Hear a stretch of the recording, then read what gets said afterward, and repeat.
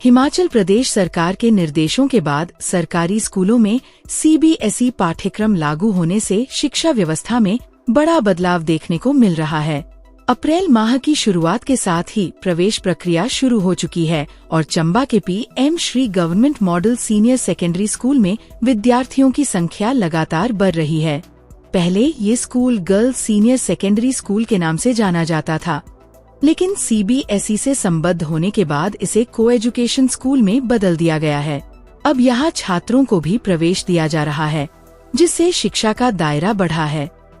मैं principal PM. Shri government model senior secondary school Chamba से बात कर रही हूँ और मैं आपको थोड़ा सा आज हमारे एडमिशन प्रोसीजर के बारे में बताना चाहती हूँ। हमारा स्कूल अभी फ़िलहाल बाकी स्कूल्स के साथ सीबीएसई में कन्वर्ट हुआ है और एडमिशन प्रोसीजर में ये है कि सबसे पहली बात कि हमारा स्कूल जो पहले गर्ल्स स्कूल था अब वो को एजुकेशन हो गया, यानी कि यहाँ बॉयज़ गर्ल्स दोनों साथ में शिक्षा प्राप्त कर सकेंगे।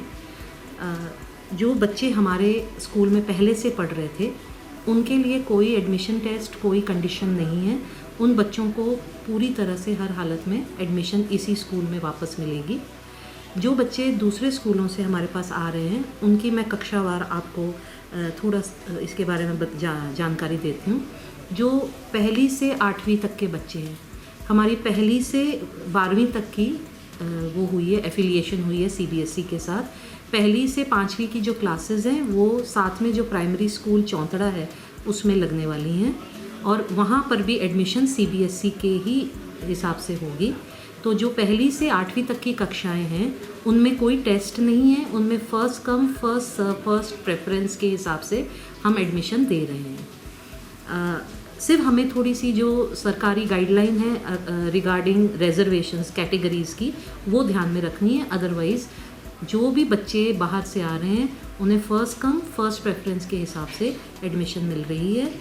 और 1 से 4 तारीख तक हमने उन बच्चों के डिटेल्स अपने पास इकट्ठा की हैं और 6 तारीख को टेंटेटिव एक हमने लिस्ट डिस्प्ले कर देनी है स्कूल में। जो जिनको एडमिशन मिल रही है उनकी लिस्ट हमने बना देनी है। साथ ही एक वेटिंग लिस्ट भी हमने बना देनी है, क्योंकि अभी हमारे अपने ही कुछ बच्चे एडमिशन थोड़ी लेट ले रहे हैं तो उनकी सीटें हमने रखी हैं सुरक्षित और जो एक्स्ट्रा सीट्स हैं उनके ऊपर हमने लिस्ट बनानी है। दूसरी बात, जो 9th और +1 में बच्चे हैं उन बच्चों का टेस्ट है, एंट्रेंस टेस्ट है, वो 6 तारीख को है। हमारे पास बड़े सारे बच्चे आ रहे हैं, पेरेंट्स आ रहे हैं और बड़ा उत्साह है पूरे सोसाइटी में इस सीबीएसई स्कूल को लेकर के।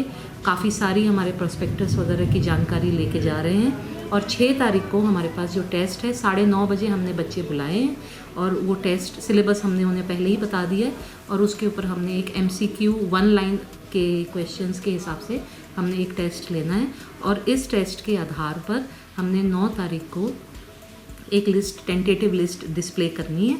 उसके बाद ही हम बच्चों के फॉर्म्स, डॉक्यूमेंट्स, SLC वगैरह लेंगे। ये सिर्फ मैं दोबारा बोल रही हूँ, ये सिर्फ उन बच्चों के लिए है जो दूसरे स्कूल से हमारे पास आ रहे हैं। हमारे अपने स्कूल के बच्चों के लिए टेस्ट वगैरह की कोई आवश्यकता नहीं है। दूसरी बात कि कुछ बच्चों में, पेरेंट्स में ये कन्फ्यूजन था कि जो वो है मीडियम है वो क्या रहेगा।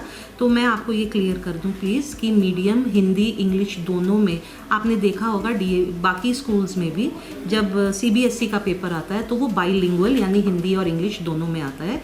तो ऐसे हमारे पास कोई भी ये नहीं है कि हमने इसी मीडियम में या अंग्रेज़ी मीडियम में ही चलाना है।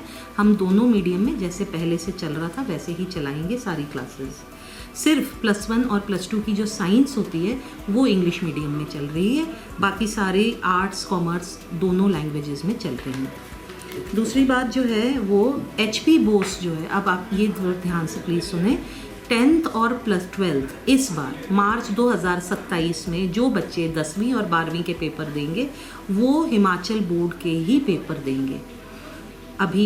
अभी जो 10वीं में एडमिशन लेगा वो मार्च में 2027 में जो टेस्ट देगा, एग्ज़ाम देगा, वो 10वीं का हिमाचल बोर्ड से देगा। इसी तरह 12वीं का बच्चा भी हिमाचल बोर्ड का पेपर देगा 2027 में।